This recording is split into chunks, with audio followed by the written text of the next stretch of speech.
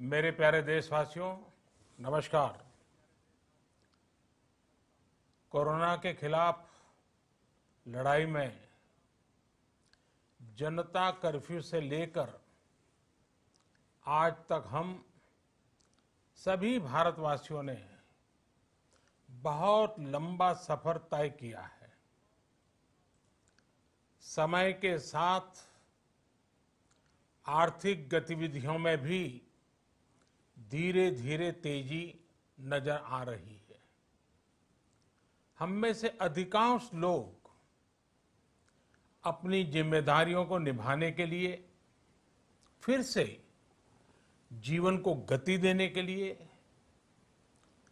रोज घरों से बाहर निकल रहे हैं।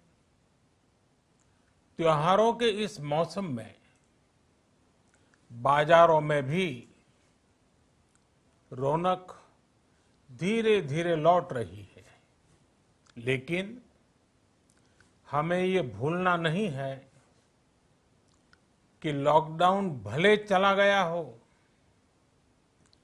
वायरस नहीं गया है।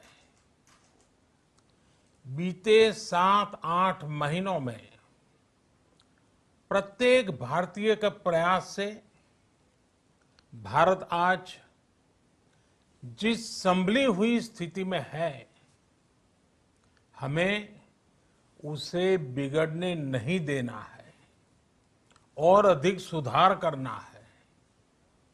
आज देश में रिकवरी रेट अच्छी है, फैटेलिटी रेट कम है। भारत में जहां प्रति 10 लाख जनसंख्या पर करीब 5,500 लोगों को कोरोना हुआ है, वहीं अमेरिका और ब्राजील जैसे देशों में ये आंकड़ा 25,000 के करीब है। भारत में प्रति 10 लाख लोगों में मृत्यु दर 83 है, जबकि अमेरिका, ब्राजील, स्पेन, ब्रिटेन जैसे अनेक देशों में ये आंकड़ा 600 के पार है। दुनिया के साधन संपन्न देशों की तुलना में भारत अपने ज्यादा से ज्यादा नागरिकों का जीवन बचाने में सफल हो रहा है। आज हमारे देश में कोरोना मरीजों के लिए 90 लाख से ज्यादा बेड्स की सुविधा उपलब्ध है। 12,000 क्वारंटाइन सेंटर्स है। कोरोना टेस्टिंग की करीब 2,000 लैब्स काम कर रही है।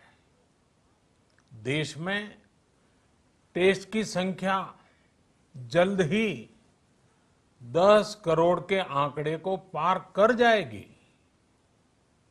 कोविड महामारी के खिलाफ लड़ाई में टेस्ट की बढ़ती संख्या हमारी एक बड़ी ताकत रही है।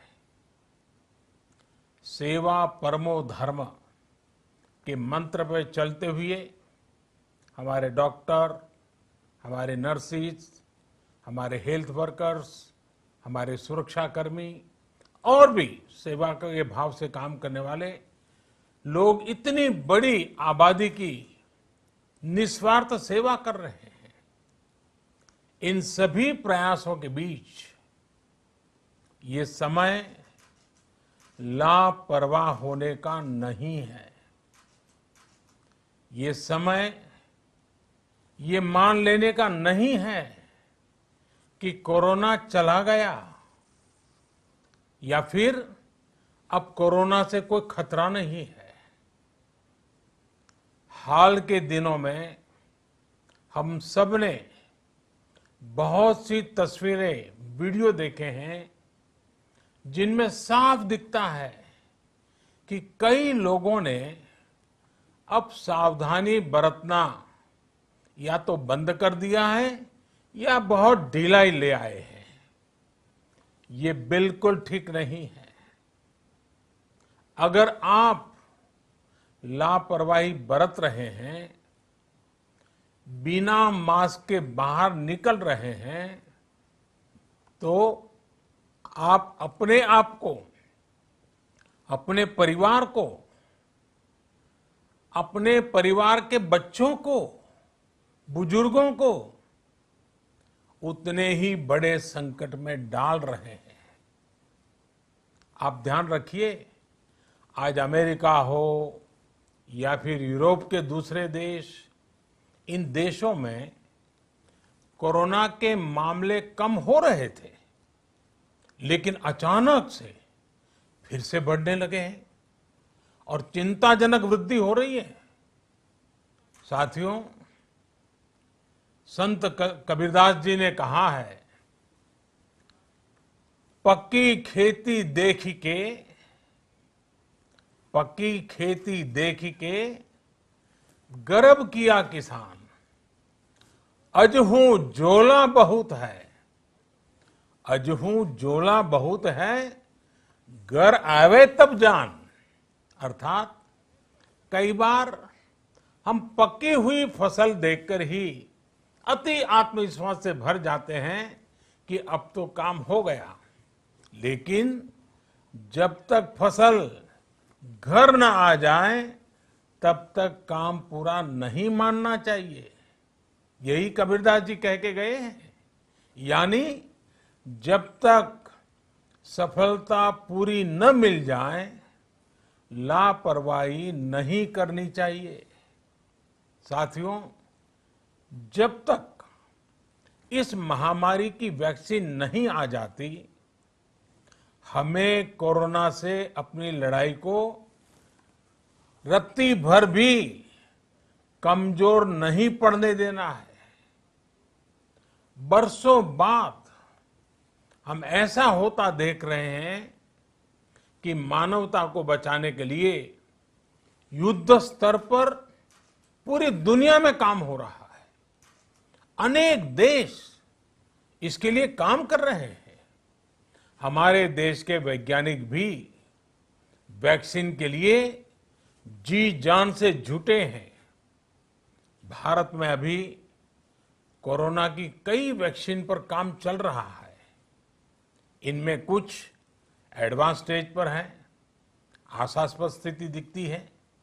साथियों, कोरोना की वैक्सीन जब भी आएगी, वो जल्द से जल्द प्रत्येक भारतीय तक कैसे पहुंचे, इसके लिए भी सरकार की तैयारी जारी है। एक एक नागरिक तक वैक्सीन पहुंचे, इसके लिए तेजी से काम हो रहा है।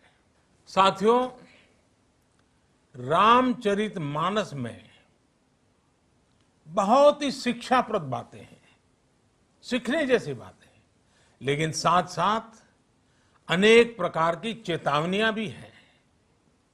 जैसे रामचरितमानस में बहुत बड़ी बात कही गई है, रिपु रुज पावक पाप, रिपु रुज पावक पाप, प्रभु अहि गनीय न छोट करी।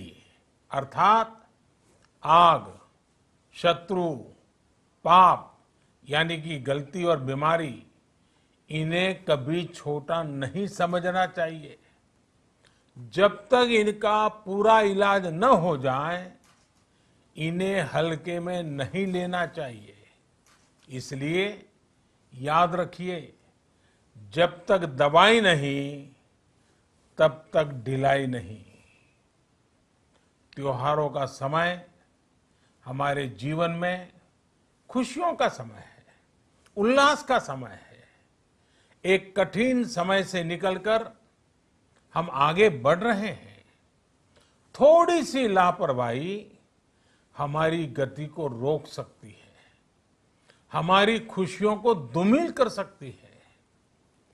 जीवन की जिम्मेदारियों को निभाना और सतर्कता, ये दोनों साथ साथ चलेंगे, तभी जीवन में खुशियां बनी रहेगी। 2 गज की दूरी, समय समय पर साबुन से हाथ धुलना और मास्क लगाना, इसका ध्यान रखिए। और मैं आप सबसे करबद्ध प्रार्थना करता हूं, आपको मैं सुरक्षित देखना चाहता हूं, आपके परिवार को सुखी देना चाहता हूं।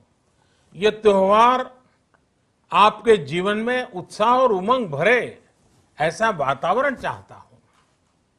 और इसलिए मैं बार बार हर देशवासी से आग्रह करता हूं।